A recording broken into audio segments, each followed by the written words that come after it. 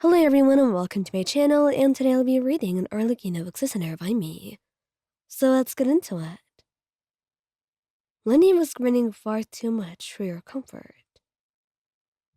Trust me, he whispered, as the two of you walked through the halls of the house.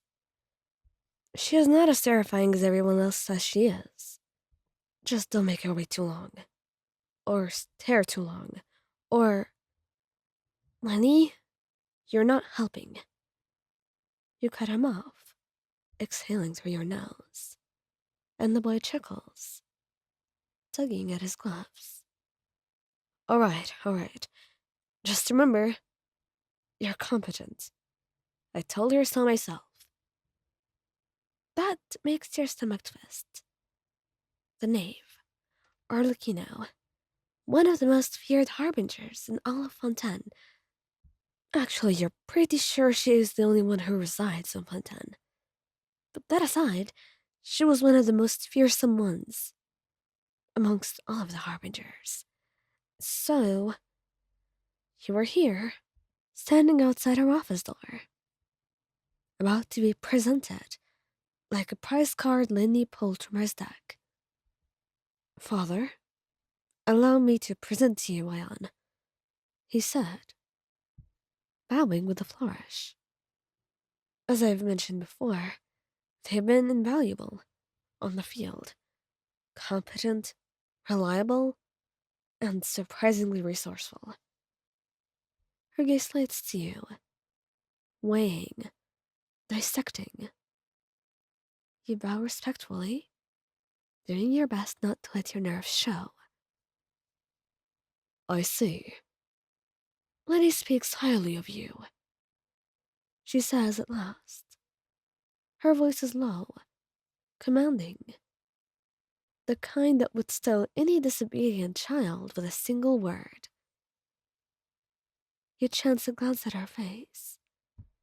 It's unreadable, cold, and yet you notice the way her eyes are narrowed, as if taking note of every detail.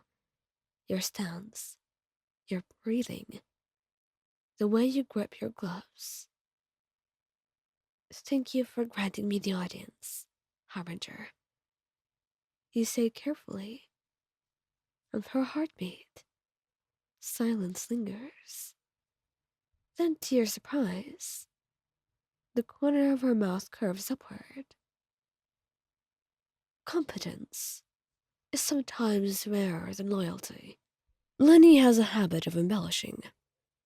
But if you're as capable as he insists, you'll prove useful. You bow your head again. I won't disappoint. See that you don't. The meeting ends swiftly, and Lyney guides you out with a dramatic sigh of relief. See, he survived. But in your chest, your heart was still pounding. Not from fear, but from something you can't quite name. You don't expect to see her again so soon. Not directly, anyway. But she could be anywhere. She makes sure to keep an eye on all things. Checking on her children, on the work, overseeing training, keeping a watchful gaze on every agent.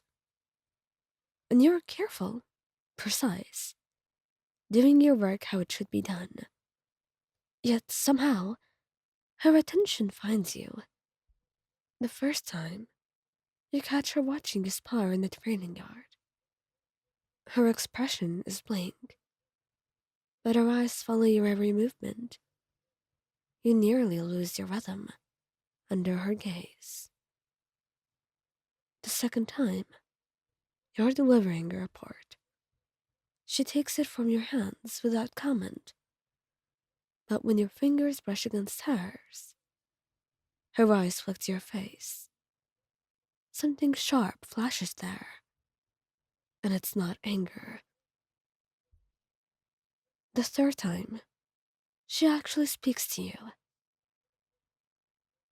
You adapt quickly. I'd just like you to know that your work has not gone unnoticed. He tries to steer cheeks before you can stop it. I I appreciate that, Lord Arlecchino. She studies you for a long, heavy moment.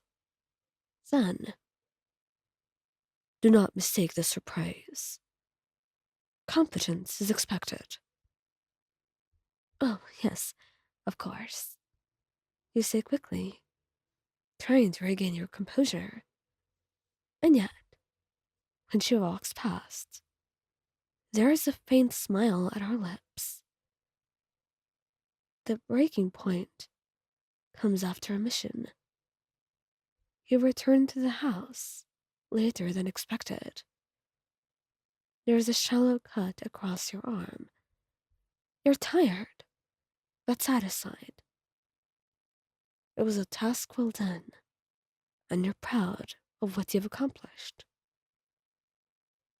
And as you enter the hall, you nearly bump into her. You're injured. Oh, don't worry. It's nothing. Merely a scratch. Her gaze sharpens, as though daring you to lie again. And you shift under her gaze, suddenly aware of how you must look. Sweaty, disheveled, still catching your breath. An utter mess. But she doesn't mock you, nor scold you. Instead, she steps closer, examining the cut. And her fingers brush dangerously close to your skin. You were careless. Do not make a habit of it.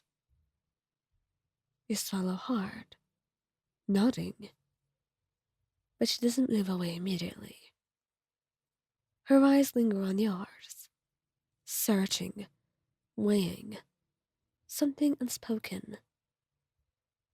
Then suddenly, she looks away. Report to me tomorrow morning. I want details. And then she turns, and you're left standing there, heart hammering, still trying to figure out what all of this meant, if it meant anything at all.